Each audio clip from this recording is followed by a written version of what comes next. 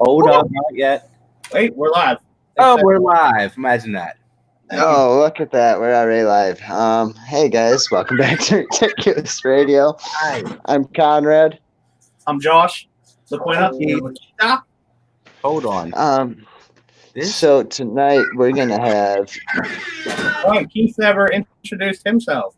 I did. Yeah, Keith. You did? Yeah, I did. No, I didn't hear you. I did. You're very soft spoken. What? Okay.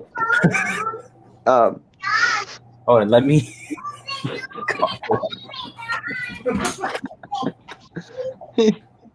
He says, let me handle this. He says, and we're going live. Wait. That was false.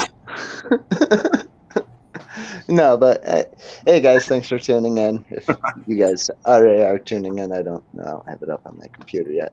But yeah, so we decided that we're gonna take the first few minutes from now on from each of our streams, kind of catch up with each other, kind of talk to you guys, you know.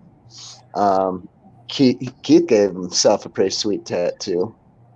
I did. Yeah. Forgot what hand it was already on. No, I just. It's, Yeah.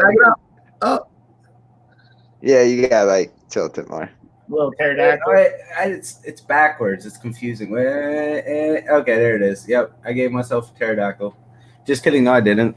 I don't know what you're talking about. I didn't. Hey, Yeah, but what's Conrad up, didn't know you did Adam? tattooing. Huh? Conrad didn't know that you used to do I don't do tattoos. That's against health regulations. I said you used to. Yes.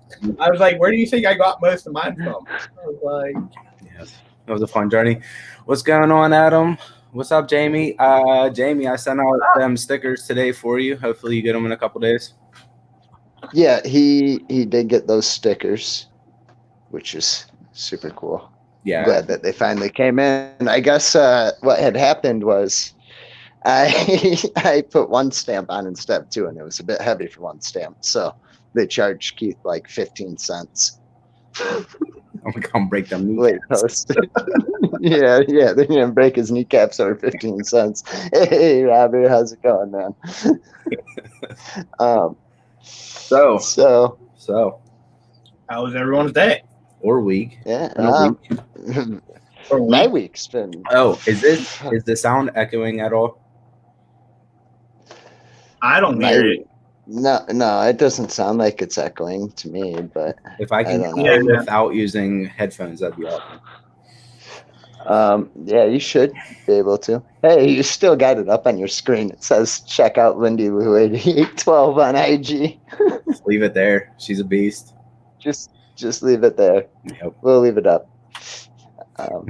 But I could put Eric's up there too. So Conrad, what happened during your week?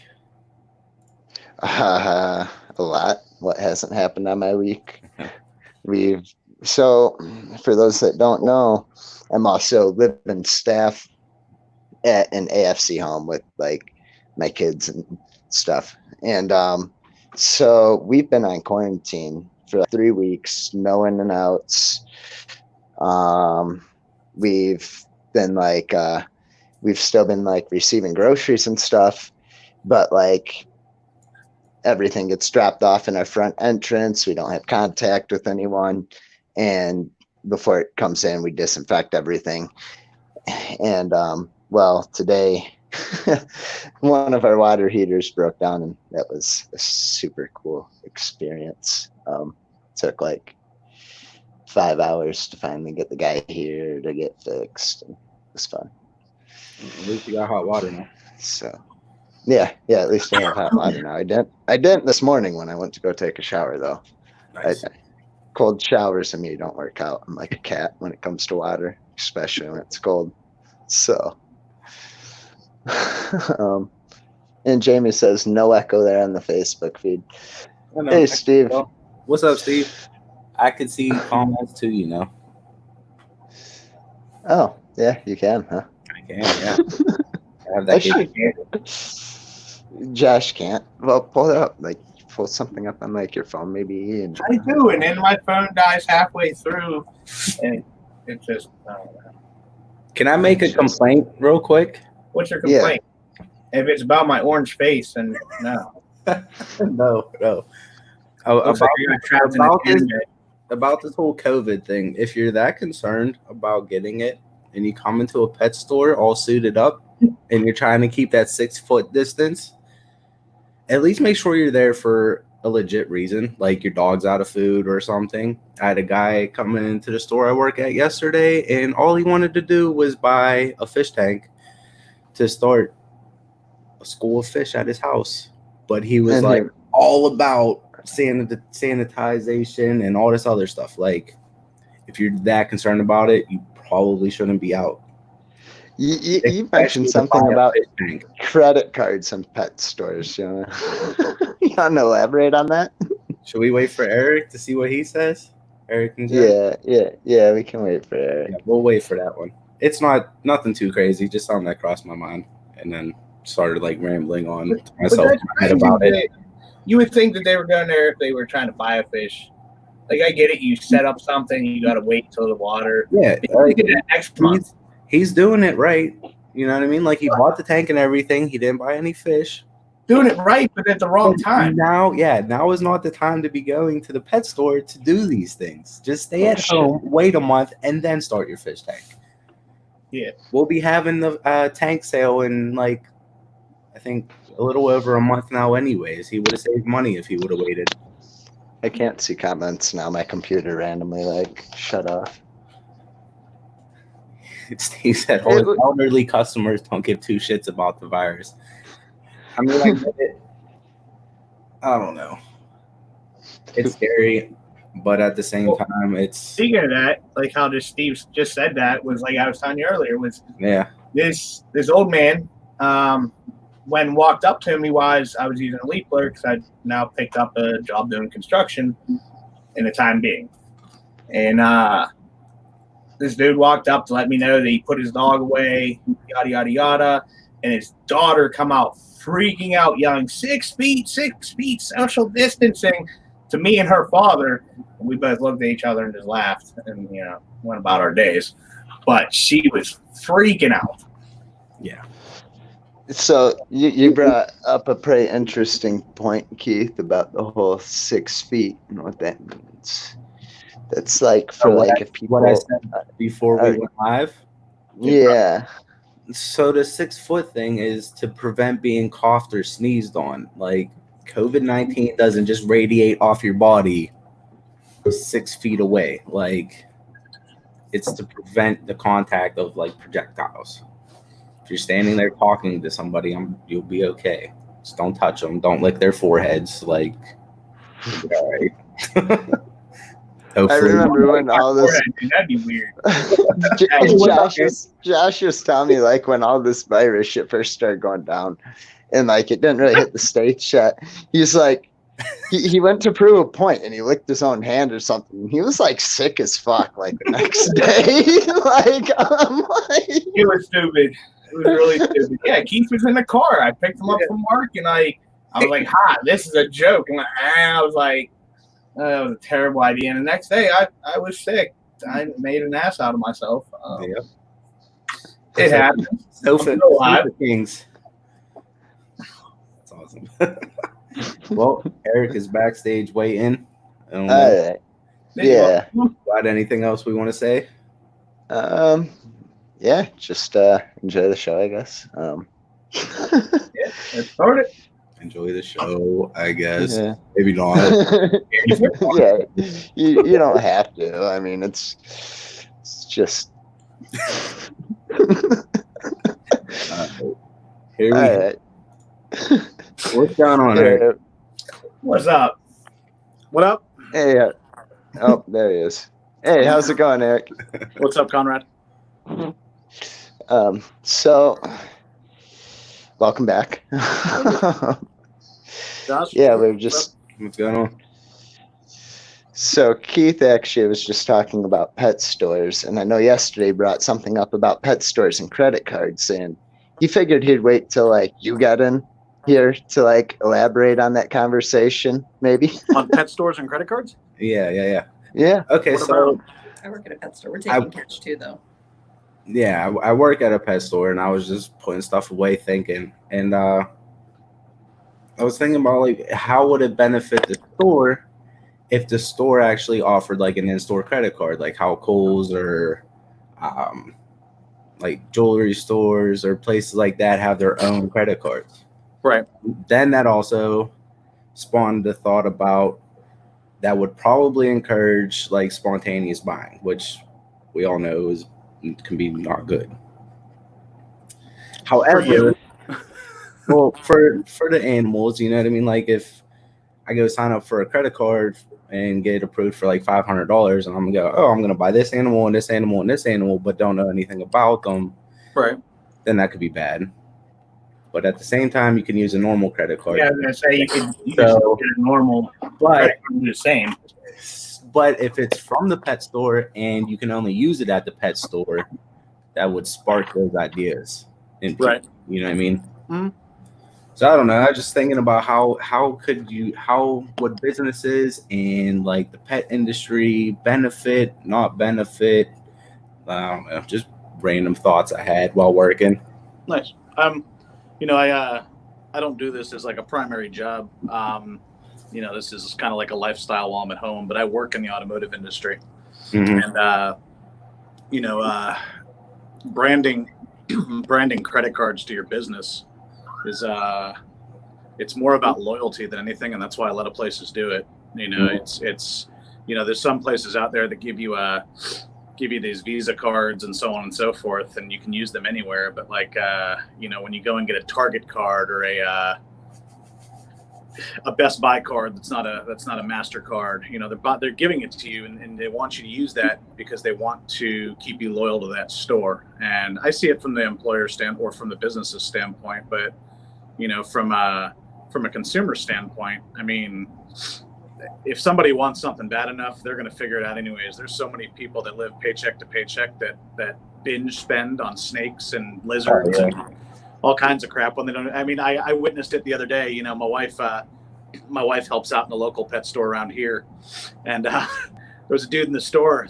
Snake there was like $150, and like he's going back and forth with the owner for like, I don't know, half an hour about a $150 snake. I'm like, dude, just buy the goddamn snake. Jesus Christ. Like, there's other people that need to buy stuff here. But every day, man, people binge spend on every, and I'm especially surprised right now how many people are binge spending on reptiles. Oh, it's crazy. It's like these people don't have jobs and they ain't got no money, but they're still buying snakes. Right. So, right, everyone's talking about buying snakes with their stimulus checks. I was going to say, when people started getting their tax refunds, it was crazy how busy we got. Right. Selling whatever, guinea pigs, reptiles, fish. Like, there was tons of people in there buying stuff. Yeah, and, unfortunately, like, the people that buy them on a binge, like, lasts, like, I don't know, 4 months, and then they got to get rid of them because they run out of money and they got to sell it to get their money back. Right. It's crazy. So yeah, like I know it's possible to do no matter what. I just think if the stores had a card like that it would kind of encourage it. So another thought that crossed my mind was if you limited to just supplies and you couldn't purchase a live animal with it, that could potentially benefit the well-being of whatever animals you own. Right. You know what I mean? So I get it. I mean, we you talk about credit cards. We just got a one of those care credit things from the vet. We had 2 animals that needed stitches the same goddamn day. When you got, however many, I think we got like 100 and something reptiles right now. I don't remember the exact number. And then you got a cat, dog, this and that. So I got our dog that ran outside and cut both of her legs on something. And I mean, when I say cut, she wasn't just a cut; she sliced it down to the bone. It was weird. 24 stitches between her front and her rear leg. Damn. And then to compound it, I got some snakes here that only eat live. I got most of our collection here, is on frozen thawed, or at least I can pre-kill them and they'll eat them. I got a couple snakes, out of the 100 and something we got that just no matter what I've tried, they won't take frozen. And I mean, I don't have I can't spend the time on one snake to try to get them to eat frozen for their whole life when they eat regularly. But By the way, I have a green tree python that only eats live, and I've tried it all. Tried braining and whatever other tricks are out there, we've tried. Either way, about a month ago, he eats pretty good. I mean, he strikes typically pretty well, and he's pretty accurate. Somehow he struck a mouse about 4 weeks ago, and while the mouse was wrapped, when a green tree wraps or any arboreal snake, it's really difficult to see what's going on inside there when they're wrapped up. Apparently the mouse got to the area above his eye. Snakes can't really call it an eyelid, but the top of the eye socket connects to the skin, like right there. Somehow the mouse got up there and gnawed into it. And, we didn't notice it at first, but after about 2 or 3 days, we check on our snakes twice a day, every day. He's usually kind of curled up with his head kind of sideways, so you can't see anyway. But I don't know, like a day or two after, we were looking at him, and his eye looked really fucking weird. Almost like it had like pus on it and stuff. We were like, what the hell? Anyway, somehow the mouse got bit right there above the eye. And the eye actually dropped from I guess we can call it the lid for all intents and purposes. So you got to figure you got a snake where one eye is kind of perfect and kind of round, standing out of the socket. Yeah. Got the other eye, it just kind of like drooped and fell. So only half the eye was showing. Like actually, we didn't even think it had an eye, to be honest. I mean, we thought the mouse got the eye, and he lost his eye. I was like, well, shit. So, I mean, hitting on that subject, a lot of people, stuff happens to their animals and they're like, shit, what are we going to do? I figured all the other vet visits we've done in the past, we just pay for it, pay cash, and it is what it is. But figured we'd apply for this care credit thing just to have, when you got 100+ animals, right, you got to be prepared to take care of them. And no matter what happens. Anyway, long story short, the green tree ended up having to get stitches above his eye to kind of pull that eye back up in place. And then her dog got stitches the same day. So the vet was like, dude, what the hell are you doing? I'm like, yeah, that can't look good. I'm like, well, I mean, sorry. I mean, I'm like, I'm paying you for both of them. Meanwhile, the dog costed more than the snake. I was expecting it to be backwards. Oh, yeah. But all in all, I mean, the stitches, we got both their stitches out now. The snake got their stitches out. Dog got theirs out. We're hoping that the snake heals to be normal, but, it's kind of is what it is. And it's just a reminder to people, you got to feed your snakes what you got to feed them. And both live and frozen thawed both carry their risks. Obviously, you get a bad batch of frozen feeders with parasites or something. I've heard of people's collections getting tainted with frozen rats. And obviously, I've heard of people's snakes getting maimed with live feeders. Right. Yeah. Luckily with green trees, they're arboreal, so they're hanging on a branch. So it's not like you got to worry really about the rat gnawing on them in there.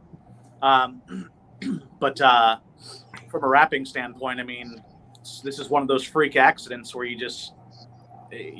didn't know, no matter how much I watched them. So. Gives me the little extra. Got to do a little extra watching on these guys just to make sure that when and he's really dead accurate too. I've never seen him run into problems. I mean, I've had him probably 1.5 years now, and never had an issue. But I guess all it takes is once. So. Right. How's the dog recovering? The dog's fine. Good. She had to wear one of those stupid cones for like 2 weeks. 2 whole weeks. And the cone of shame. Yeah, the cone of shame, and she's fucking walking around the house, bumping into shit, and scratching on my walls, and it's like people come in the door, and she runs up to the door, and like she forgets that she's now like 2 feet wider than she normally is. So I mean, once she got it off, she's like in it now. But the doctor did really good. Stitched up real well, and it healed really well. We had to.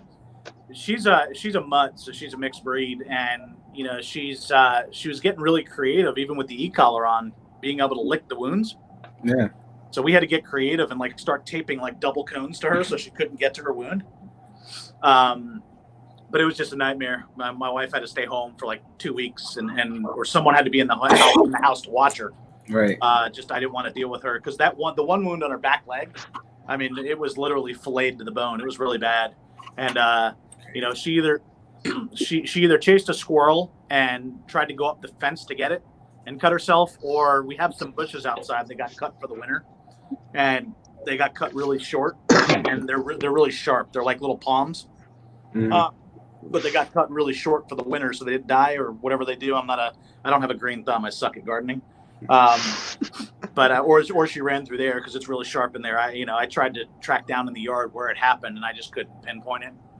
But either way, they're both doing pretty good now. They're both pretty much recovered, and hopefully the green tree's eye will heal. And it's more of a cosmetic thing now. He's still got vision out of the eye. It still works. He just looks like he had a stroke. At least I mean, it's honestly cool that you guys are like really open to talk about that, because a lot of people aren't. You know what I mean? Everyone's so worried that they're gonna get backlash for because mistakes happen. Especially with a big collection. Dude, it doesn't. I will tell you that anybody that says that something didn't happen to them when they have that many snakes, and listen, I can tell you point blank that we probably care about our collection a lot more than other people do, especially people that are in it for business that really aren't paying attention to their collection. They're using this is a hobby for us. Right. We're not big time breeders, but we have a lot of different. We probably have like 47 or 48 different species here, and for us, this is a hobby and it's a lifestyle now. And we take really good care of our collection. I mean, our cages aren't dirty. The rooms don't smell. You'd never know walking in our house that we had reptiles. Someone walks in our house upstairs. They're like, oh, cool house. They don't realize downstairs I got 120 snakes and lizards, But anybody that says that something hasn't happened to them at some point, and listen, I'm one of the biggest critics on people doing things the right way. And making sure that, listen, there's stupid people out there that have their ball pythons or the retics or whatever. They'll throw a live rat in the cage and leave it in there for 24 hours. Yeah, stupid. That's one thing. And then there's shit like this that happens where it's just, it wouldn't have mattered what I did. I mean, there was no way for me to see it. And, once they're wrapped and I see he's got a good wrap, I usually leave him alone and let him eat it. So, I mean, this is just one of those freak things where it's like, what are you going to do? I mean, it happened. I feel bad. I mean, really, I care about my snakes more than I care about people. Right. And I don't like animals getting hurt. I don't like seeing things in pain, no matter what it is, whether it be a feeder or snake itself. I don't get pleasure out of seeing things hurt. But I can only imagine, I don't know. Obviously, I don't think anybody can really say what a reptile feels inside. But I mean, goddamn, if that was me, I would have hurt like a motherfucker. Oh yeah. Right. So and that. But again, you got to be prepared when stuff like that happens. I mean, a lot of people let the snake die, throw it under a rug. I mean, if you got to spend $500 to get your snake stitched up and whatever, you got to do what you got to do. Right. Yeah. It's the same thing. It's like a family member. If something happens to it, you take care of it. Exactly. I mean, it's the same thing it's the same thing when people say, there's so many people out there that, mites and scale rot and all this other bullshit that snakes and reptiles get. And, listen, I get a lot of, some of my venomous snakes are imports, they come from the wild, and, some of these snakes, there's not a whole ton of them bred in captivity. And if you want to own them, you've got to get an import. You don't have a choice. And, a lot of these imports come in with all kinds of shit. They come in with parasites and I just got through a mite infestation in my quarantine room, from one of my venomous snakes. It's kind of part of the trade. You got to deal with it, but you got to deal with it the right way. You got to keep your snakes separated from each other for 90 days plus.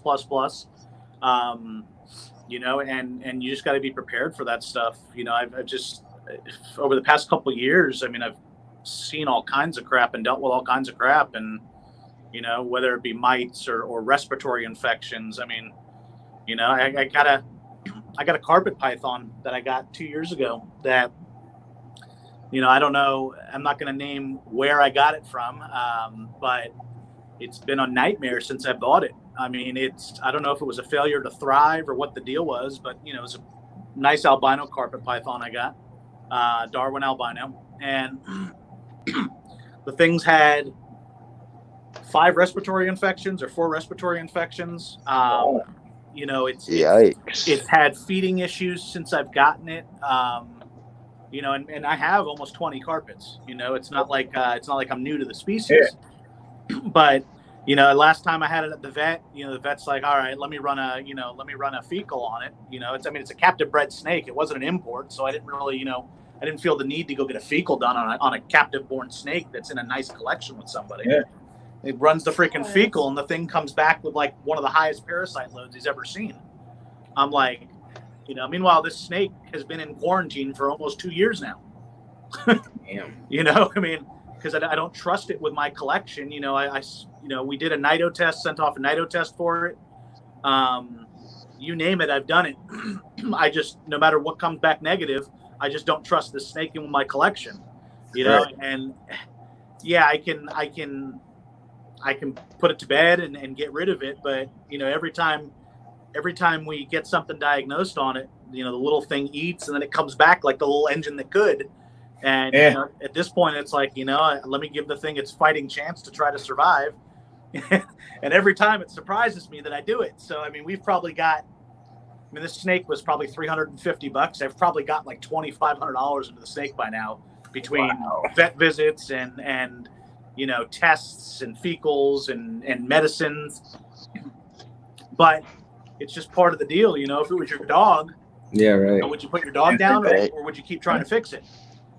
And I'm hoping, I'm hoping one day that we can clear up whatever this little guy's got, and you know, and he can live a normal life. Or she, you know, at this point, I'm thinking that she's 2.5 years old.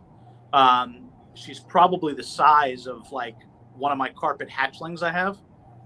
I mean, she's tiny. You know, she's long and tiny. So long and skinny. She's like a little worm. But you know, what am I gonna do? It's just one of those things where you deal with what you got, and that was the hand that God dealt her, and you know, I got to live with it. You know, I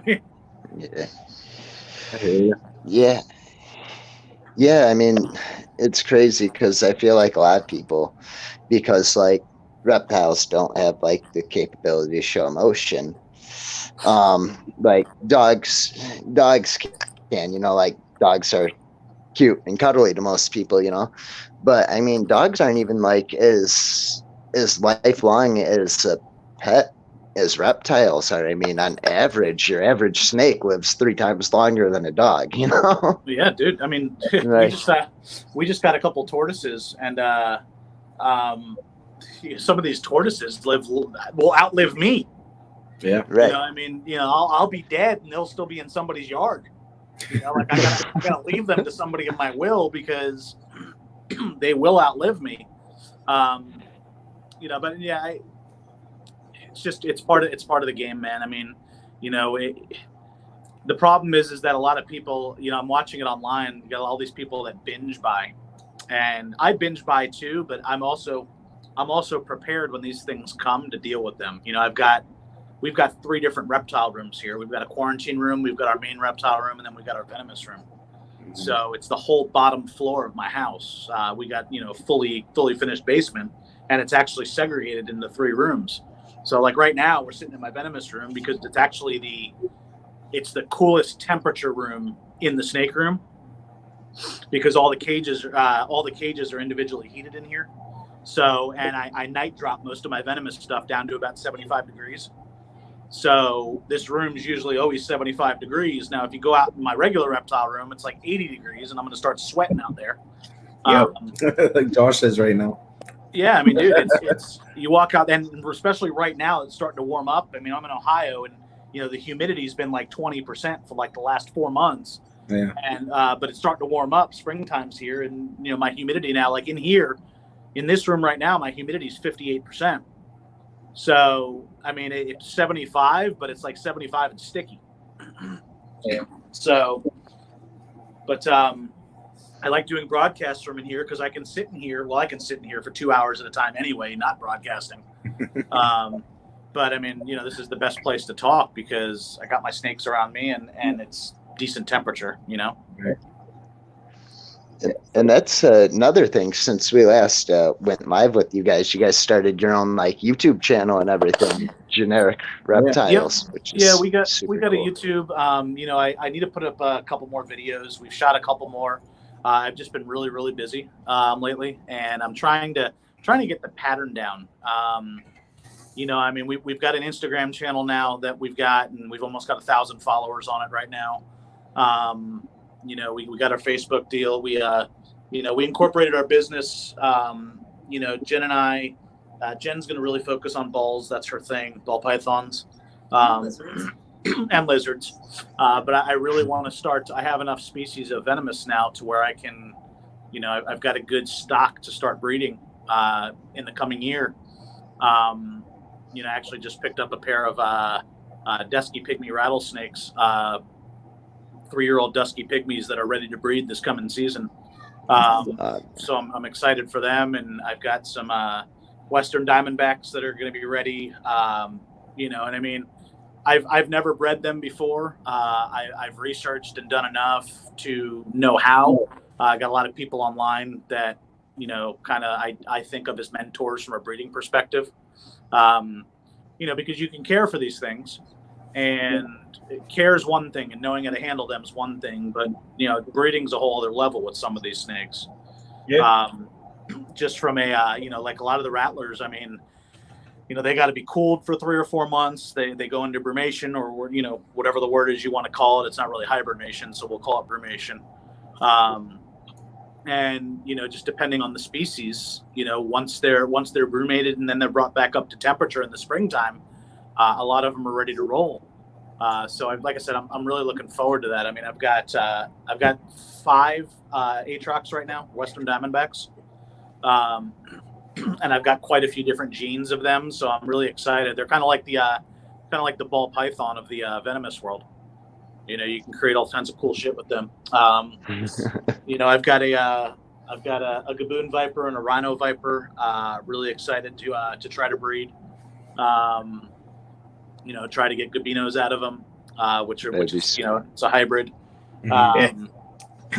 Which it's a hybrid that occurs in the wild, so it's not like it's not like a ball berm or a or whatever the hell else, berm ball, whatever the fuck else they're called. But I've got another monocle cobra coming very soon. Miguel Jolliffe, he's the one I got one of my copperheads from, and my other monocled. He just had a clutch of leucistics, and he doesn't have them that often. I told him when I got this monocled, the orange pastel, I'm like, when you have your leucistics, I'm on your list. Let me know. So there's something about a white cobra that just it's like wow. Oh yeah. Yeah, you guys, Dylan was on your channel, right? Yeah, I love going out and seeing his stuff. It's awesome. Because I don't do venomous, I go to Dylan's to get the whole experience with all that. And I love going out there. He's got a Jolliffe leucistic, adult or close to adult right now. So, it's that's what mine's gonna look like when it gets older. But I can't wait. Hell yeah. Yep. But I'm excited. Cool. I have so much stock that I'm ready to roll with. We got a couple ball pythons that are getting ready to lay. And I'm excited kind of about our future. I got a lot of carpets kind of in the pipeline that are going to be ready next season to breed. And I think we're going to kind of concentrate on like those 3 areas: rattlesnakes, carpets, and ball pythons. I mean, obviously rattlesnakes don't have a big market.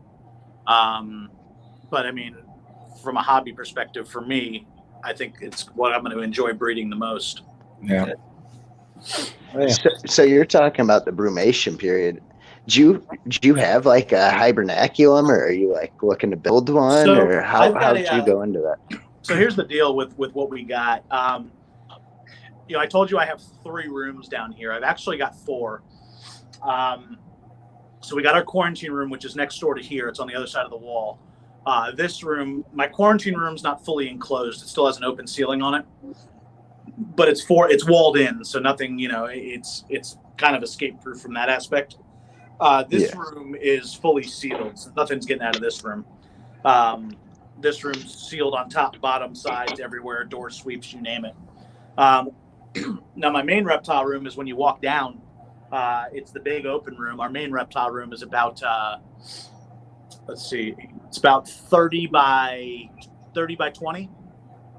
So it's about 600 square feet. It's a pretty big room. And we've pretty much got it filled now. I don't know if you guys saw, but we just bought, I just had a tegu enclosure built. I love that. I was inside of it. I was inside of it yesterday, installing all the lighting and stuff. I got all the substrate and shit today for it, so we're going to set it up this weekend. But I'm just cycling it and making sure the temps are right in it, making sure I got the right wattage bulbs for the heat and everything in it. But that took up a big portion of the room. I didn't, you don't realize I had to build it. We built it at my builder's place to make sure everything fit. I brought it home built, put it in my garage. Then I had to take it apart to bring it downstairs, and then I had to rebuild it again. Man, sounds fun. But anyway, our 4th room is our laundry room. For the axolotls. So that's where we have 2 axolotls that live in there. Little amphibian-looking fish things. Yeah. So I got 2 lotls in there, and that room during the winter, without heat, gets down to about 52 degrees.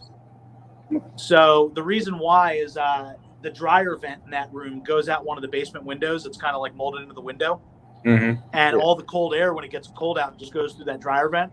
Right there. And if that room's not very well insulated, and it kind of works out for us. Because that room's going to be my cooling room. So we're going to put some enclosures in there, and we'll heat the enclosures if we need to whatever temps, whatever we're putting in there. Right. Yeah. Some of these rattlers can get down to 55 degrees for their brumation period, and not have an issue. But we'll have a heater in there, or the individual enclosures will be able to be heated to whatever temps, whether it be 55 or 58 or 60 or whatever we're brumating or cooling in there. Right. And that's what we're going to use. I thought about working with my garage a little bit. My garage gets a little too cold. Up here, I don't know how many of you guys are from the north, but we get nights where it's sub-zero up here every once in a while. Right. So my garage gets close to sub-zero when it's sub-zero, so that ain't going to work. But that room, that laundry room, is big enough for me to probably fit 6 enclosures inside of, maybe 8. And I can heat that room because it's not that big, so I can heat it to whatever temp I need to, or heat the individual enclosures. So that'll be our cooling room in the coming season. Nice. Oh yeah. Should work out pretty good then. Yeah. That'd be sweet. So you said that you actually had like some things you wanted to talk about when it came to unnecessary handling and safety and precautions that people should probably think about during this time. Okay, so before you start, have you seen the picture of the guy with the holding the snake back? Is that real? Holding the what?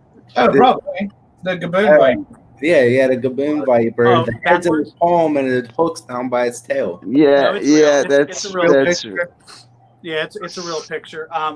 So here's my standpoint on it. And look, I don't agree or disagree with free handling. I'm perfectly cool with it. I know a lot of people that do it. I'm not hypocritical in that aspect. I choose my way, but there's people that choose their way, and they get on a personal level with their snakes, and I get it. However, I'm a realist. I've seen a lot of the guys that free handle, that no matter how good they are, mistakes happen. A snake gets freaked out, whatever. You know, you see YouTube videos with some of the popular personalities that, you know, have been bitten, almost costed them their life, you know, so on and so forth. So at the end of the day, keeping venomous snakes by itself is risky enough. I have snakes in here that I would feel comfortable free handling. However, I've got 3 children. I got a wife.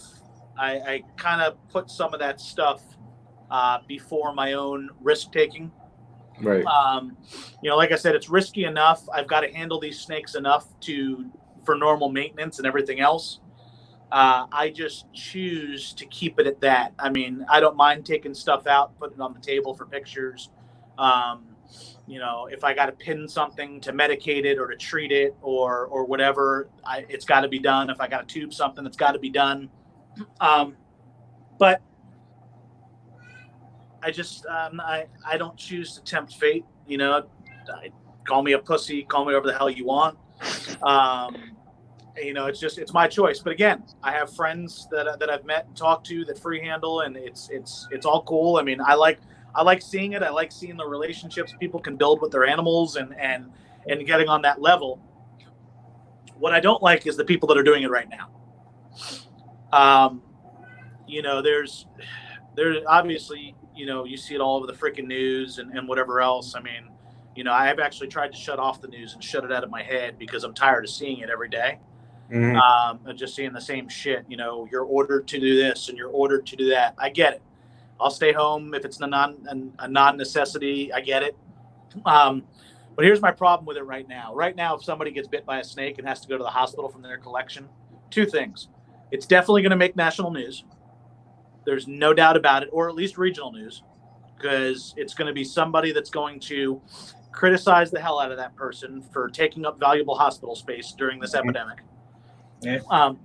My concern as a person doing it would be the care that I'm going to get when I go in.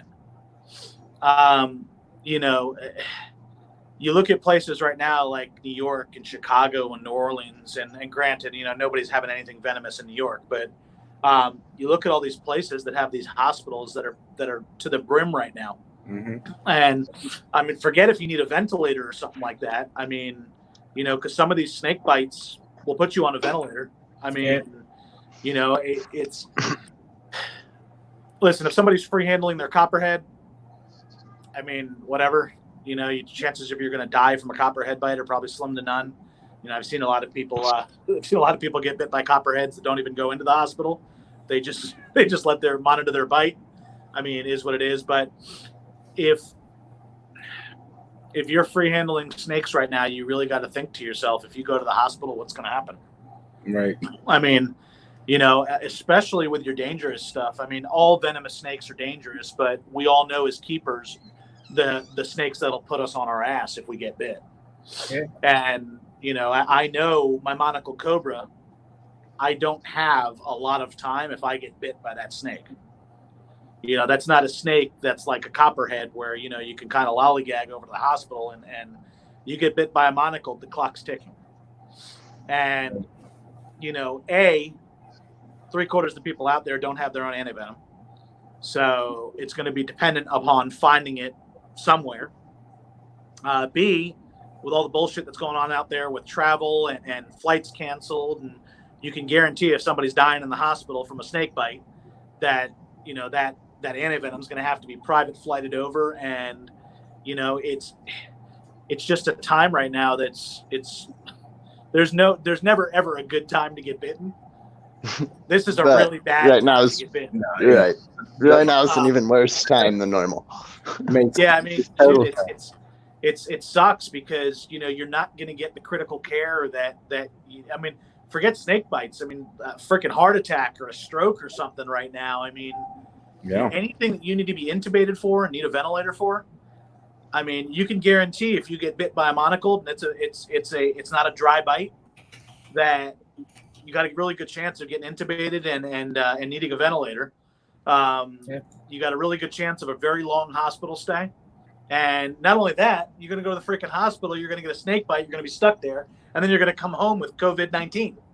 Yeah. You know? I mean, it's not a win-win right now. So No. Listen, I mean, there's guys out there. Not even a lose-win.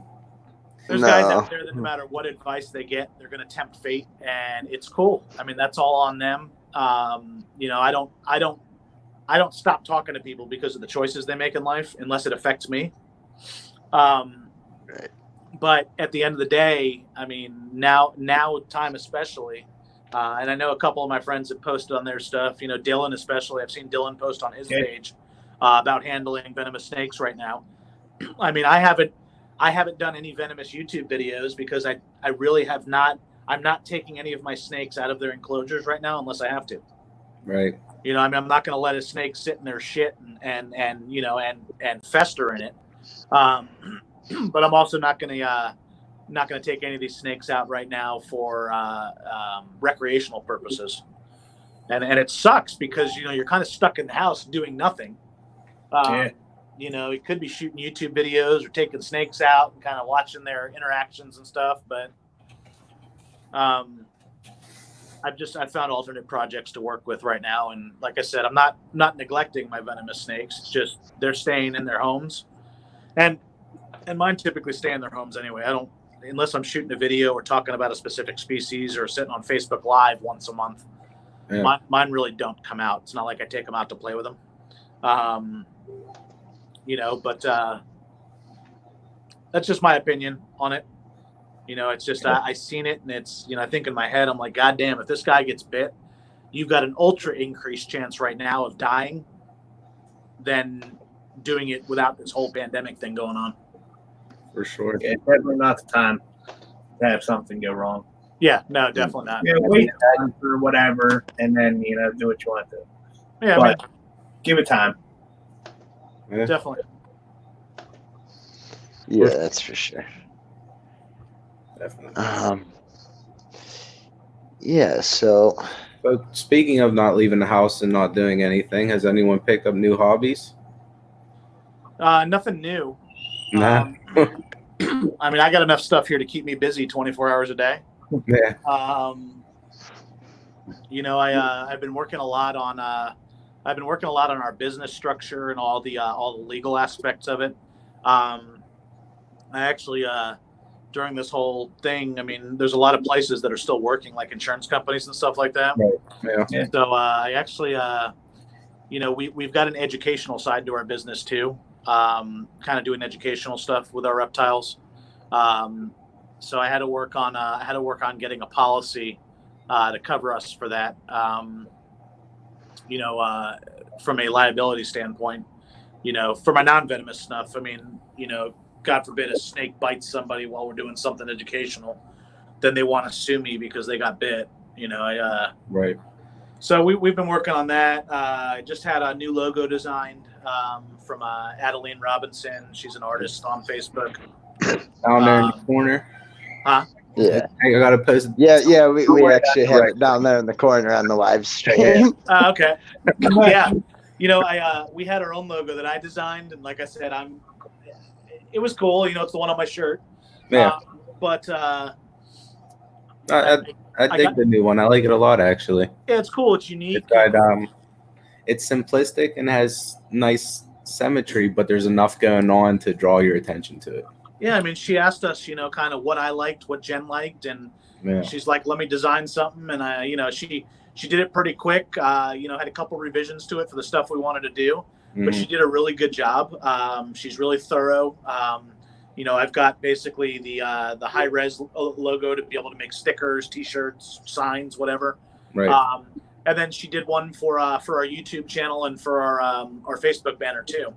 Nice. So you know, we did that. I just ordered a bunch of stickers because I posted a sticker trading post. Thank you for you guys', by the way. I got you guys'. Put it on my incubator. Oh, sweet. But you know, we got some stickers on the way, and I ordered some T-shirts, and you know, just all that stuff's been kind of keeping us busy here, and you know, just looking for more stuff. I actually just bought a Yeti microphone so I can do some podcasting and streaming. Best Buy's still open, so I've been using their drive-up service. Yeah. You order something and then you text them when you get there, and they bring your shit out to you. I'm like, you guys should fucking do this all the time. So it's just, and I guarantee you, there's some companies that are going to come out of this. They're going to start doing some more creative stuff. Oh yeah. So, but yeah, I mean, nothing new besides that. I was gonna start getting into mountain biking with a buddy of mine, but some of the parks by us are closing and everything, and now's just not the time. And plus, all the bike stores just closed, so yeah, they're non-essential businesses. Yeah. Yeah, we actually, speaking of bikes and bike stores, one of ours, we have like one that specializes in like mountain bikes and stuff like that. Someone threw a rock through their windshield like last week and stole a I don't know, it was like a $2,500 mountain bike or something. And man, that's sad. Yeah. Well, and it's not it's not even like a big corporation. It's a small business. I mean, it's it really hurt that owner's pocket for sure. Well, I mean, right now for me, that's with this whole virus thing, that's my biggest overall concern. It's not, listen, I'm concerned about getting sick or my family getting sick. Not too much is known about this thing, so it's not. I don't want to shrug it off and say it's just like a flu. I mean, nobody knows. It's still in its infancy stages. What I'm more concerned about is all the people that are losing their jobs and however long they're going to be out of work for. Obviously, I'm waiting to see all these people being released from prison because their crimes weren't severe enough, and they're worried about spreading the virus in there. I'm looking at this as this is like a perfect storm for like looting and riots and stuff like that. Not saying that we're in the stages now. The problem is all the information about this out there right now is conflicting, and who knows how long this shit's going to go on for. I mean, there's some people that think it's really bad, some people that aren't worried about it, and it's like, where should I go? What side should I choose? And I just and then you got those people that think it's a government conspiracy. Yeah. You got your Dale Gribbles, and then you got. I'll give it that. And it's weird that the way it's all working, but no one knows. Yeah. Even the conspiracy theory people, it's like there is no proof. You might be right, but there's no proof. That you'll never find out if you're right. Like, you're wasting. People are panicking for no reason. The conspiracy theory thing's cool. It's fun to read, but at the end of the day, I don't see this as a conspiracy theory.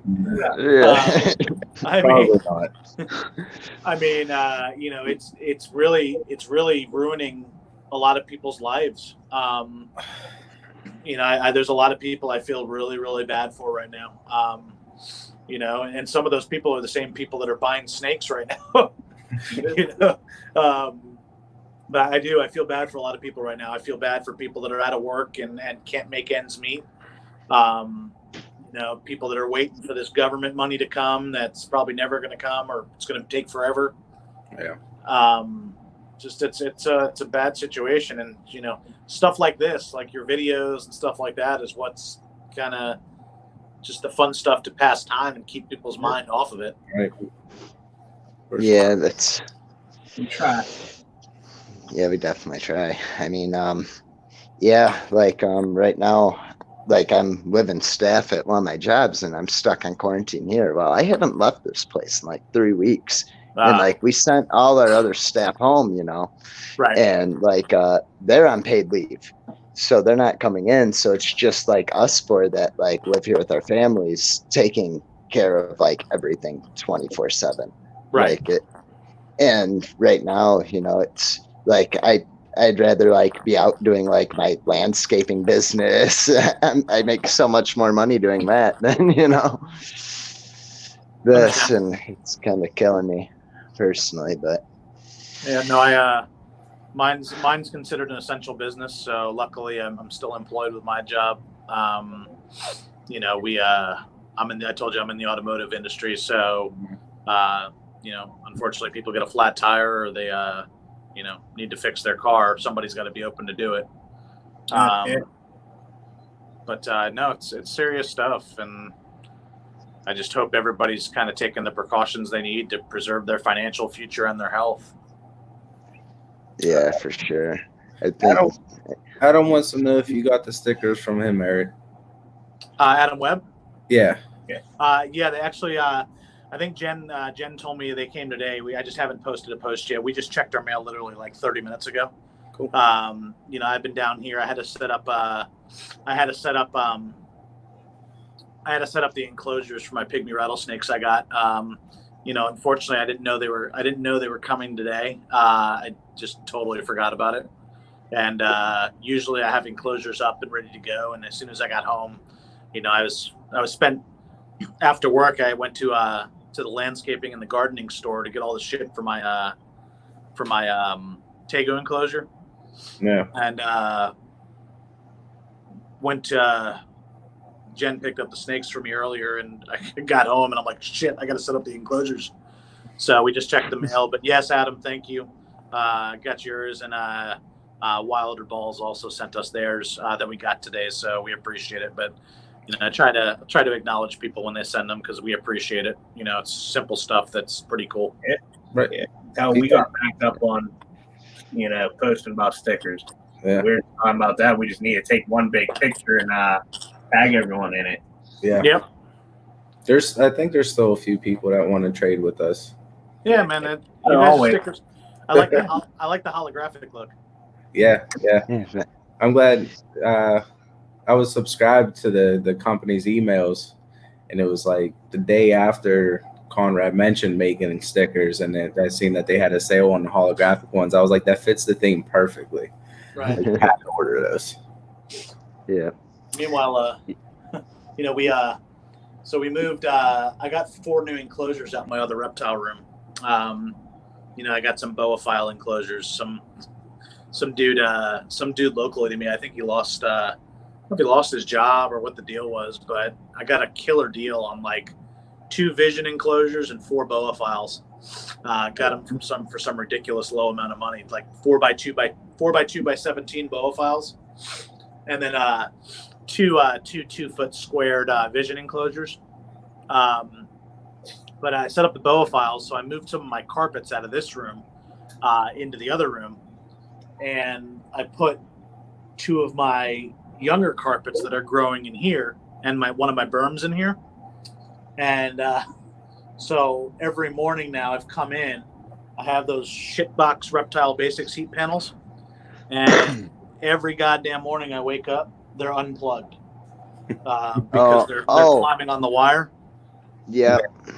I have that same problem because that's all I've used was the Reptile Basics heat panels. So what I did to fix that is I bought just some like PVC pipe, like 2 inch, not 2 inch, but like a 1/2 inch, 3/4 inch, whatever that cord could fit through.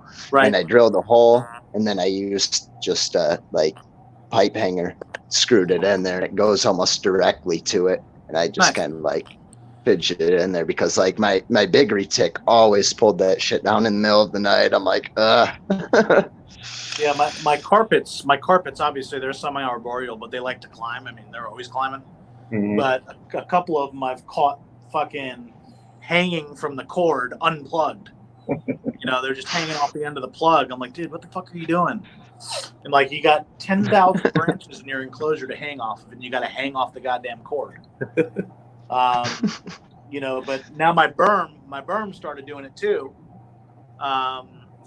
So that's a good idea though. I might look into doing that because I was going to try some type of heat-proof sealant to seal the plug in. So it won't come out. I mean, their old design was great. The plug with the quick plug, mm-hmm. That shit didn't come disconnected. It was easy as hell to route. These new plugs, not only do they suck, but you've got to drill like a freaking 4-inch hole to run them through. And, like I really, I've got, they're, I mean, dude, I've got 1, 2, 3, 4, 5, 6, 7, 8, 9, 10, 11, 12, 13, 14, 15, 16. I've got like 40 Reptile Basics heat panels. And they're all the new style. And like, I was literally, shit you not, going to be like, fuck this. I'm going to buy all the Pro Products ones and not have to deal with this shit because it's really annoying. Like, I'll be looking at my, I pretty much use exclusively Herpstat now. I don't use really any VE stuff. But I'm looking at all my herp stats, and every once in a while I'll be looking, I'll see 81, 81, 82, 74. Like 74. So I'll look in the cage and it's freaking disconnected. Yeah. So, yeah, and I'm always checking my thermostats, like, even though I only have, just my 2 retics, and then that iguana nub, I'm constantly checking my thermostats, like, periodically throughout the day because, like, when I first upgraded from the 80 watts to the 120 from the new cage, I probably had it set up in her new cage for maybe 3 days, and it was brand new, and it blew out. I had to move her back into her smaller cage with an 80 watt, and luckily the guys over at Reptile Basics worked with me, and they got me a new one within a week. But it was, I mean, the dudes over there are cool. The support's good and everything, but they couldn't have come up with a worse design for this particular heat panel. It's just it is the worst. It's super loose, yeah. Unless you have a lizard that doesn't climb, I mean, any snake thing that you put in there is gonna mess with it. I mean, luckily I have them in my venomous enclosures too, but fortunately none of my venomous snakes really climb at all. And my venomous enclosures are 24 inches tall, most of them. So most of them aren't climbing 24 inches to try to hit the cord. The only one that's gotten theirs has been my Cobra. But he's only gone up there like once or twice and kind of just climbed over it. He doesn't hang out up there. Now, with the thermostats, you were saying that you pretty much switched over to Herpstat. Yeah. Is there any reason, that you like that better? Like, I got both now. I usually ran the VEs, and I do like the Herpstat. Like, I definitely like it a lot. Is there like a reason? Do you know? Did you have issues? No, I mean, here's the deal with me. I mean, I like techie stuff. I like working with techie stuff. To me, like, and there's nothing bad about VE. I don't like talking bad about them. The dudes are cool that own it. They're very helpful, very good customer service. But Dion from Herpstat or from Spider Robotics is very helpful as well. And I think from a technical perspective, he's a little more technical with his product. Yeah. I like the Herpstats because of their features for the money. So a lot of my snakes I do night drops for. And unless you buy a VE, the VE 200. The 200, and then they have the adapter for it. Right. But you've got to buy a separate night drop module for it. Yeah. I think the 300 can do it, or the 300 by 2 can do it with no module. Yeah. But all the Herpstats come with the night drop built in. Yeah. All the way from the 1 all the way up to the 6. Yeah. The Herpstats I can program to 1/10 of a degree, and it doesn't sound like a big deal, but to me, when you're anal and you're OCD, it is a big deal. The ramping feature for the night drops that the Herpstats have, where you can ramp the temperature up over a certain amount of time or ramp it down over a certain amount of time. The basking assist feature or the max power feature. A lot of people have issues when they have short enclosures with the temperature on their ground from heat panels.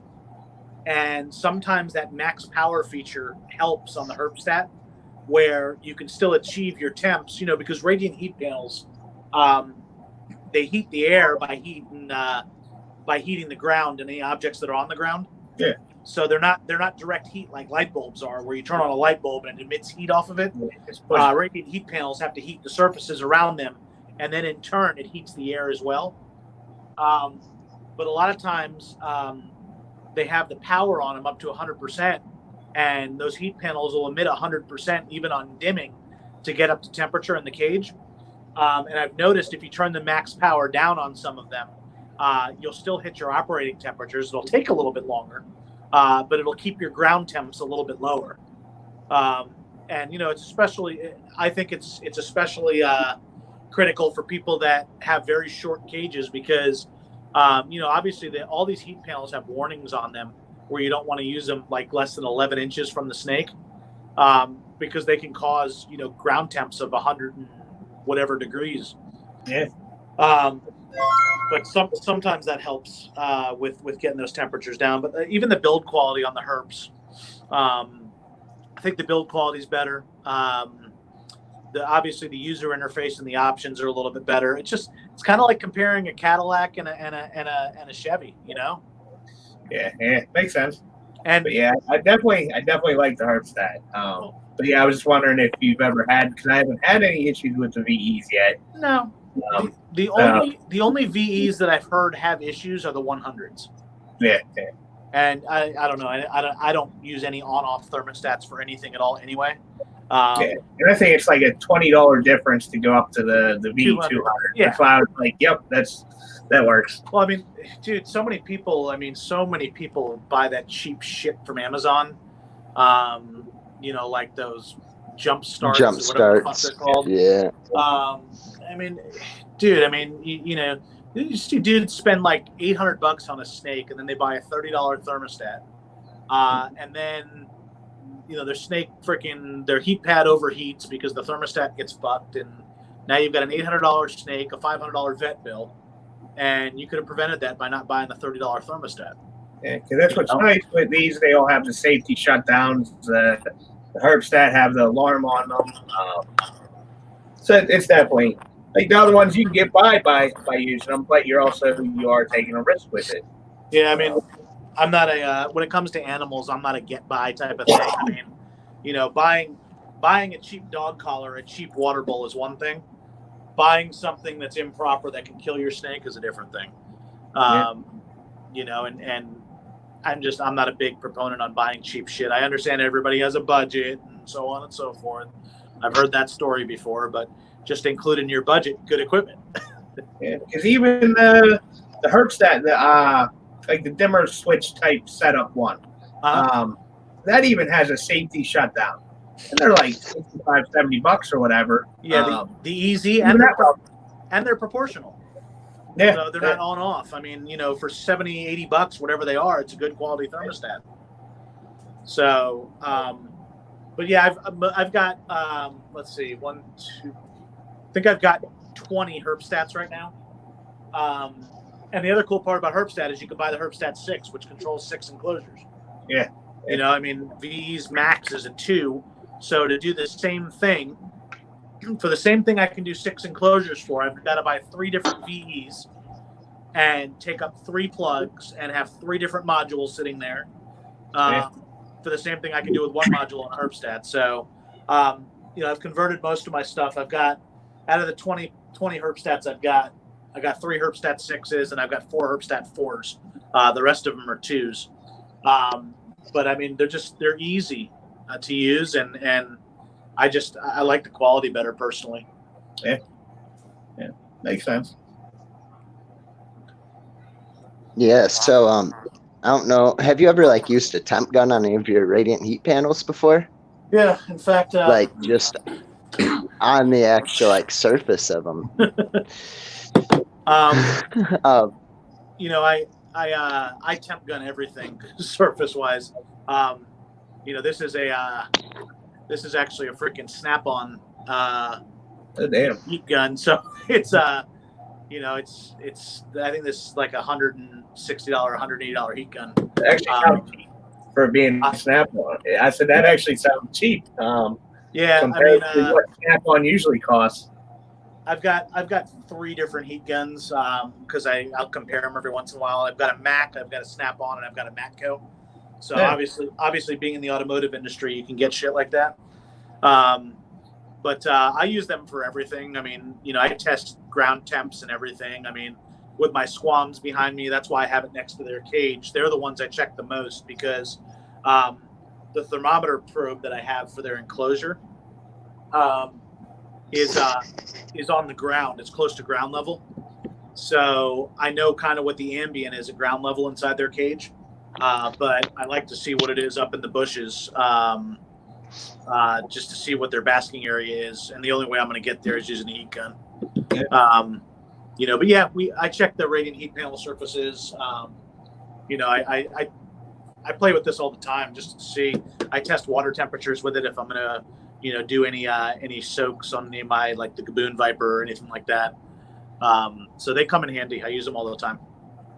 All right. Yeah, because Josh, when I picked one up, I finally picked one up. I know I needed one for a long time, and Josh is like, just because he's like, just hit the surface of your radiant heat panel once, and I tried it with my 120 watt, and I clacked like one portion of it at like 150 degrees. I'm like, wow. Yeah. Yeah, they get hot. Most of the time you can touch them without an issue. You can keep your hand on them. I've never had one overheat to where I couldn't keep my hand on it for, 20 seconds. But I mean, they're a lot better to use than like a ceramic heat emitter where the snake will get freaking jacked if it touches it. Yeah. I don't know if you've ever gotten burned by a chi before. Those fuckers get hot. Yeah. I got to use one in the iguana's cage for now until I can build it a new one. So. Gotcha. Now, question: you said you had a snake with mice. Now, like I use Frontline. I treat once a year just to prevent that. But what would you suggest to everyone out there? Listen, everybody's got their own method. I don't like chemicals. I'm not a big chemical fan, but they have their place. I had to use. So the Rhino Viper I got, one of my Rhino Vipers, when it came in, it went into quarantine, kept it in there, it looked fine, getting ready to move it into Gen Pop, and after a couple months, and it like exploded with mites, and I don't know where the hell they came from because the only two snakes I had in there at the time were a cobra and that rhino. And I mean, the rhino went from like kind of like active and really pretty colors to it started looking really fucked up and weird. Yeah. Like the eyes started getting all fucking like closed up, like swelled. I was like, what the hell's going on with this snake? And I started looking at the walls and there were like little white specks everywhere. And I'm like, what the hell is that? Because I've had mites in the past from imports and stuff, but this turned out to be like a fucking infestation. Like when I started seeing those white dots, I just happened to catch the rhino and look at it, and it was like freaking. I saw a mite crawling in its chin, and I'm like, oh god. I'm like, mites are one thing, but mites on venomous snakes suck ass. But anyway, on her, I did the Dawn and water soak to try to get all the surface ones off. I did pin her and I used Reptile Relief directly on her because, it's been tested. They say it's safe. So I used that nature's chemistry directly on her. She was bad. She was infested like a bitch. But I treated her enclosure with Prevenamite, and that was one of the few times I've used Prevenamite. I usually don't have to use it. But I used Prevenamite in her enclosure, left her out for about 2 hours, let it air out, took her water bowl out for 24 hours. Let her sit in there for 2 days, dumped the substrate after 2 days, put her on newspaper for about a week and a half, and did the whole Prevenamite thing, did some more soak with the nature's chemistry. But it took me about 2 weeks to get rid of them. Right. And she's back to, and this was shit. It's probably about a month ago now, but she's actually moved into my reptile room now. So she's been clear for probably about 2 weeks. No eggs, no nothing, no mites. She looks good. So I put her in with the rest of my reptiles now. And she looks good. Actually, she's looking at me now. Hold on, I'll so I can flip that. So that's her. Nice. Oh yeah. What's going on out here? Yeah, she's usually she'll start shaking her head like, get the fuck away from me. But it's just a characteristic thing that rhinos do. My gaboon viper. Oh, wow. Look at that swollen ass head. So my gaboon, where the fuck's her head at? Right. Yeah, we can get. Right. There you go. Yeah, I see her. So she's in shed. Her head's swollen like a motherfucker right now. And this dude's always just kind of fucking hanging out at nighttime. You know, he's there at nighttime. I don't know if you guys have ever walked in on your snakes in the middle of the night, but yeah, quite often. You see some of the craziest shit when you walk in the middle of the night and your snakes are there. This dude's been sitting up in the same spot for like 4 days straight. And that's the Great Lakes Atheris, right? Or the Great Lakes viper? Yeah, it's Therisnitschi, Great Lakes bush viper, sedge viper, whatever the fuck you want to call it. They've got like 8 different names. So that's him right there. Yeah, he's super cool. He is. I got my squams in here. I got a pack of 3 of them living inside of here. You know, I got very in depth with the ground planting and cork hides down below and everything like that, and live plants and some fake plants in there too. And you know, a couple of my mentors or people that I look up to, especially with squams that have been dealing with them, have told me that, you know, squams are arboreal snakes. They live up in the trees, but if you give them ground hides, they'll use them. And you know, a couple months ago, I started providing all my squams with like just excessive ground hides, and lo and behold, I never fucking see them anymore. You know, I got one adult male that's always inside of his cork bark. Like if I want to find him, it's in the back cork bark, and he's coiled up inside of it. He'll eat. He'll come up after he eats. He'll bask for a day or two, and then he'll go back down and hide in his cork. So, but yeah, I've walked in a couple times at night, and it's hilarious the shit you see. I mean, I'll have rattlesnakes like against the front glass, like propped, just all kinds of crazy shit. It's like catching somebody with their pants down. Yep. Yeah, see, I normally game at night, so I have like my TVs on top of my snake cages. Okay. So like I'm normally able to watch them. And like last night, me and Josh were playing. Josh gets offline. I hop on a different game. Next thing you know, this unbearable smell came through, and I ended up having to clean out a retic cage at 3:30 in the morning. That's awesome. Yeah, it's man. It's some of them do some nasty shit overnight. You know, I've got a baby rack with a couple of my babies in it, and I'll tell you, my baby puff adder for a little snake. That snake puts out a lot of crap. All of my cobras are the freaking worst. If you ever owned a cobra, yeah, I don't know if you guys ever owned a Crebo or any colubrid like that? See, I've never gotten to colubrids. I'm thinking about it though. I mean, you know, Crebos and pine snakes and whatever the hell else other colubrids out there that have fast metabolisms. I mean, they're like shitting machines. Like the false water cobras and oh yeah, that's what my brother has, our other brother. He's into the whole false water cobras and stuff. And that's what he said is they shit quick. They paint their enclosure for you. I mean, they'll redecorate with shit all over it. You know, my monocle cobra, you know, every time I fucking look in his cage, he's shitting. You know, it's just and yeah, it's just kind of part of the deal with them. It's part of owning them. But normally Bitis species like the puff adder or the gaboon, they'll hold their shit and stuff for fucking like a month and a half. You know, I mean, they're python, huh? Just like a blood python. Yeah, I mean, actually, even worse. I mean, you know, I shit you not, that gaboon in that cage has been sitting in the same spot for a month. Like, she doesn't move unless she curls up in that bush. but that's what they do in the wild. I mean, you know, they're very sedentary, and you know that's why they're so prone to overfeeding. People feed the shit out of them to make them big, like retics and berms and boas. Yeah. And you got to be careful with them because they'll get fat as hell because they don't do anything. Yeah. They don't exercise. They don't move.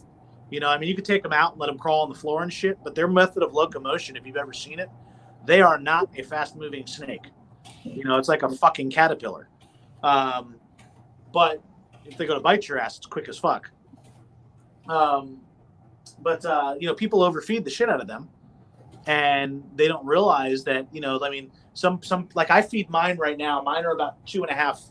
Let's see, my gaboons are about 2.5 feet right now. My rhino is close to 3 feet. So my rhino gets fed once a month right now, and my gaboons every 17 to 21 days. You know, I'll switch up. Like I don't keep them on a regiment. Sometimes I'll feed them at 3 weeks. Sometimes I'll feed them at 2.5. I just vary it up. But like my gaboon, I just soaked her because I know she hasn't moved to go drink her water. And I soaked her, and she probably drank for like 20 minutes in there. And I'm like, dude, the fucking water bowl's like 5 inches from you. Just go over the fucking water bowl. But, you know, this gaboons just for some reason, you know, especially wild caught ones, they just don't use their water bowls. You know, it's like a known thing. You know, and the same thing with the rhino. I stuck the rhino. So when I stuck the rhino in the Dawn solution, the rhino was drinking soap water. And literally, like, I had to dump the soap water because it was drinking so much. I'm like, fuck, she's either going to get gas or some shit's going to be wrong with her after drinking all this soap. Burping up. Did she shed a lot? Like, did it act as No, so the funny part was when I put her back in her enclosure in my quarantine room when I did it, she got really pissed off at me because I was right next to her. And, you know, I've noticed with my rhinos, my gaboon will just snap out of nowhere. My rhino kind of gives you the hissing first and the really pissed off, like, leave me the fuck alone. Well, she started hissing and breathing real hard and fucking blowing like soap bubbles out of her nose. And I was like, fucking dumbass. I mean, literally, this went on for like a half an hour. I mean, she's like getting pissed off and blowing soap bubbles out of her nose. I'm like, so it might have been my fault too, because I think I put a little bit too much Dawn inside the solution. You know, my wife's like, you know, like use a drop. And I'm like, a drop? What's a drop? Well, I used a drop the second time. And then that shit's like potent. Dawn. Yeah. I mean, one freaking little teeny drop will soap sud your whole goddamn container. Yeah. You know, and I used like a good squirt the first time. Yeah, this ain't gonna do much. But no, it was funny to watch, and I kind of feel bad because she's sitting there hissing and getting all pissed off. But like every time she's hissing, she's blowing like these huge bubbles. Like people are probably thinking like she's got a respiratory infection or something. But what was that, little rascals? Yeah. Yeah, but I don't know. I mean, so right now everybody I got's healthy. You know, I've gotten rid of any mite issues I've had. You know, thankfully nobody's got any respiratory infections right now or any bullshit. So we've got 111. So all 111 of my animals right now are healthy. That's good to hear. Yeah, I figured to ask the whole mite question because I always see it online and people always ask, and I know everybody has different ways of doing it, and you know. Yeah, you know, I'm cool with frontline on larger snakes. You know, like retics or berms. Yeah. I mean, I think their body weight can kind of support that chemical introduction. You know, I'm a little leery about it on smaller snakes. No. Just because there's really no calculated dose for snakes, you know? Yeah. It's like fucking spray them and hope that it works. But the issue is like, you know, all we've got really is like, you know, backyard breeder or hobbyist reviews, you know? Yeah. I don't think any vets have physically conducted any blood tests on these things to see, hey, does it cause neurological shit? Does it do anything bad? Yeah. I originally seen it from can't remember, the guy Muscle Serpents. He made a video on it, and I tried it, and because I've used this years ago, I used the stuff they sell at the stores. It's not Prevenamite. It's different stuff. You say you can spray it on a snake. And it caused caused complete neurological issues. Like, well, that's like rid, like permethrin.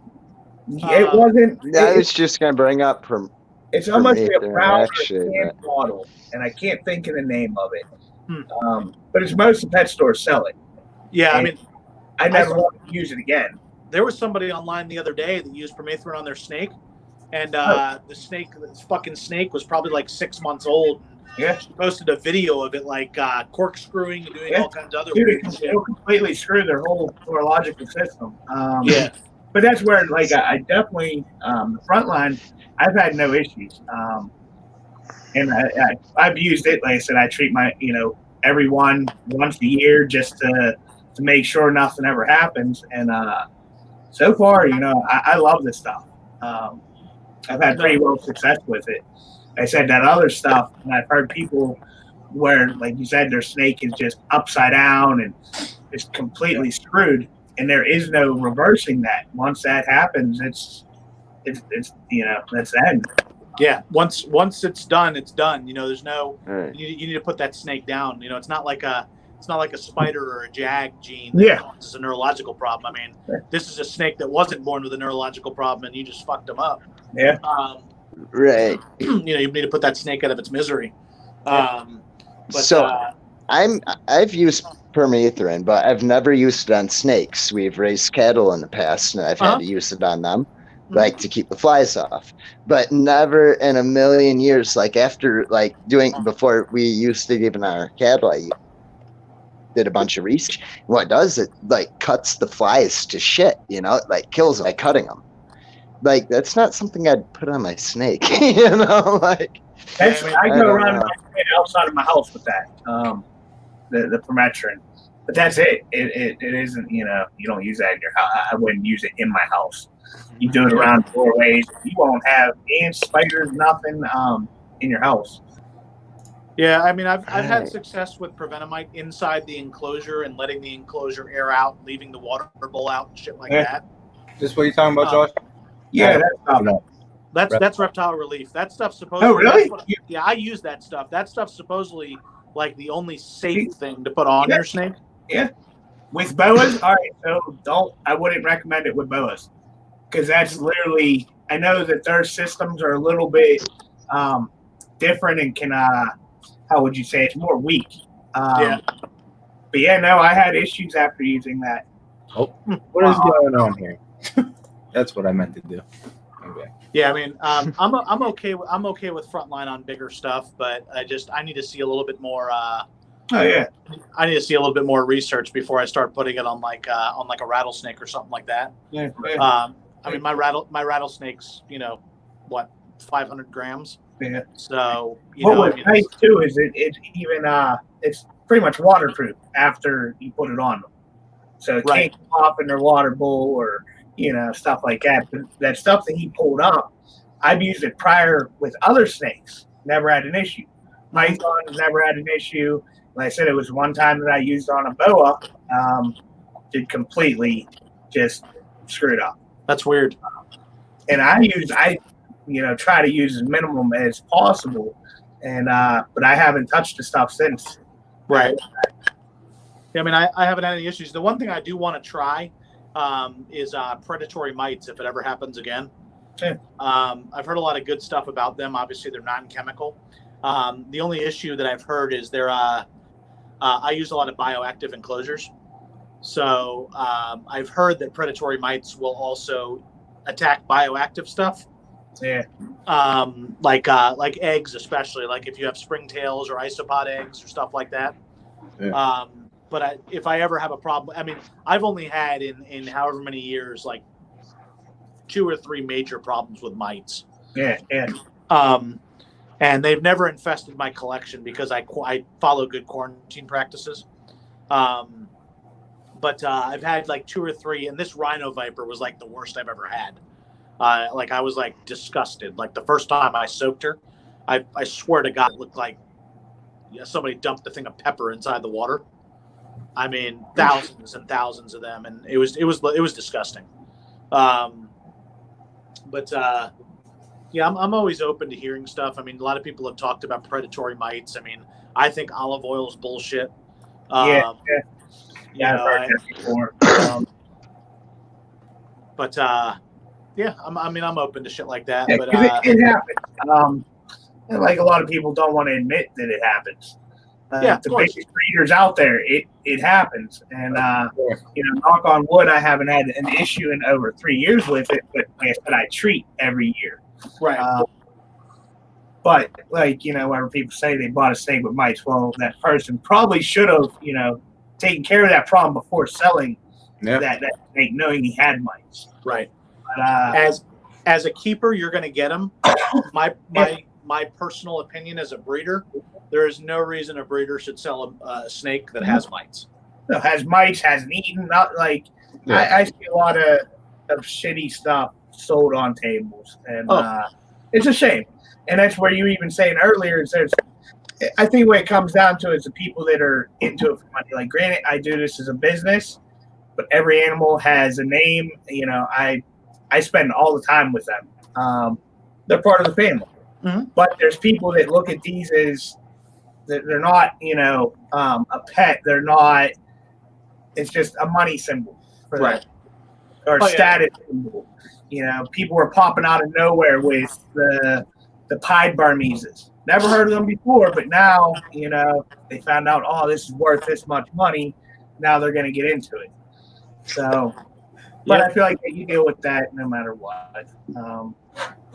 Breed some good quality clutches, charge premium for what you breed, and sell good snakes. I mean, feeding's a big one. Some of these guys that are just broke ass breeders selling snakes that took one meal. I mean, ours don't go unless it's eaten 10 times. Well, that's good practice. Unless it's someone that like another person I'm really good friends with, it's still eating at least 5 times. Right. Striped feed, frozen thawed. It's just I want to see someone get a healthy animal from me. I don't want to have someone have issues or anything. Well, that's my opinion. I mean, I think 5 is the minimum that a snake should eat before it goes. But there's times I've purchased snakes that haven't eaten 5 times, but the person I purchased them from has also told me and been upfront with me and said, "Hey, dude, look, it's only got 3 meals. It's on you. Do you want it?" And, I know I have the ability if I need to, or the support system where I can figure out how to get an animal to eat if it hasn't eaten. But most of the people out there buying snakes, I mean, they don't have that. And, you get a ball python or a boa or any snake. It's fucking stressful as hell as your first animal getting it home and you can't figure it out why it won't eat. Especially like you said, they don't know anything about it. They're asking on Facebook different tricks, and they're still not even understanding what we're trying to explain to them on what to do. So, hey, did you know we have captions? Caption? What do you mean? There's words popping up on the bottom of the stream saying what you're saying. That's awesome. Yeah, is that like a new feature? Did they just add that? So if I say fuck, does it say fuck? I don't know. I'll have to wait a second and see. Bleep, bleep, bleep, bleep. We're getting there. There's some little person in the background typing all this shit. Yeah, right. Yeah, I'm really. Yeah. No, I didn't know that we had captions. A bunch of question marks. It's not like spot on accurate, but it's pretty close. That's pretty cool. That's great. That's pretty cool though.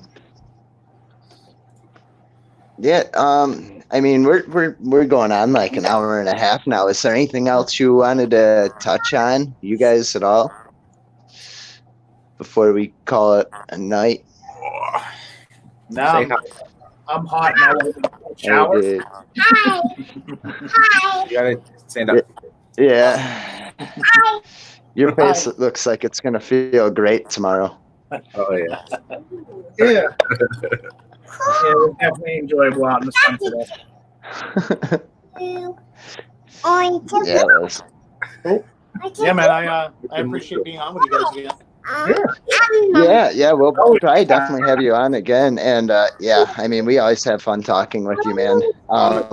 We'll just have to figure out something else. And definitely, when you start popping out snake babies, give me a shout too, because we'll feature you on here. Yeah, we're gonna start for that. We're gonna start having a lot of different snake babies in the next probably the next 10 months. So cool. All different kinds of cool stuff popping out.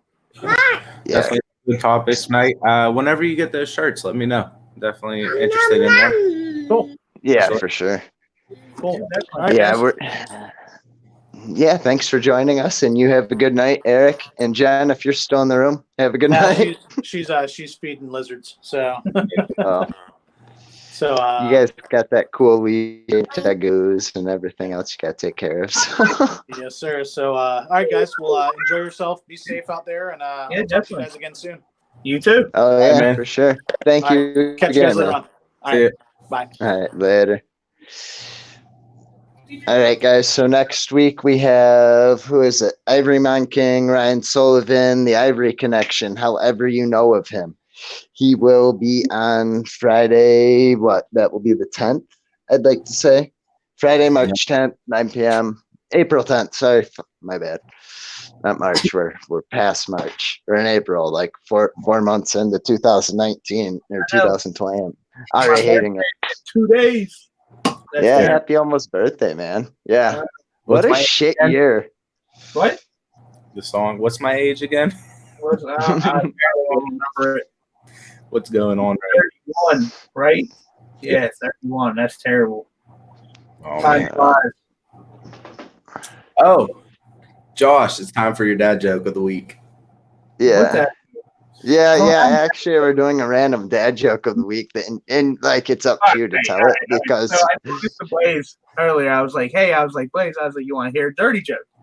And he was like, yeah. I was like, pigs played in the mud. And you want to hear a clean joke? He's like, yeah. I was like, pigs got a bath.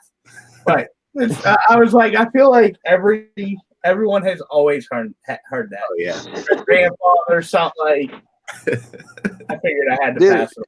You had me going on one the other day, and I didn't fucking get it. And like Keith did, and I'm Don't say the answer. We'll just say it. Whoever watches the video, you can comment. We'll give you the answer next week. No, I thought it was supposed to be about my dreams. Oh yeah, either way, we can go there. We can. All right, before we do that, so what was it? Next time. What are 2 things that you'll never eat for breakfast? Put the answer in the comments. We'll let you know if you're right next week. All right, and then we'll get dreams next week too. Yeah, Josh had a crazy dream. Yeah, I don't know. Yeah, we're gonna do a Josh dream segment and Josh's dad joke segment. Like, oh wait, real quick. I will tell my most ridiculous dream so far. So me and Carly, we went to a zoo. Have a good night. There was this giant 30-foot, plus retic. It was huge. I'm like, oh my god, it's just out. I'm gonna catch it. So I go to catch it, and this dude comes out of nowhere and was like, "That's my retic." I'm like, "Cool." I was like, "I'll put it back," and he was like, "No, you can have it." So out of nowhere, this snake grew legs and grew a tiger or a lion head, and so I'm sitting there, I'm looking at it, I'm like, "What am I gonna do with it now? Now it's not gonna fit in an enclosure. It's big as shit." And it looked at me and said, "I'm potty trained. It's all good. Like I can use a litter box." But that is whenever people ask me what my thing snake is, that's it. Oh my god. Okay. On that note, see you next week. See you guys next week. Oh my god. What the fuck, Josh?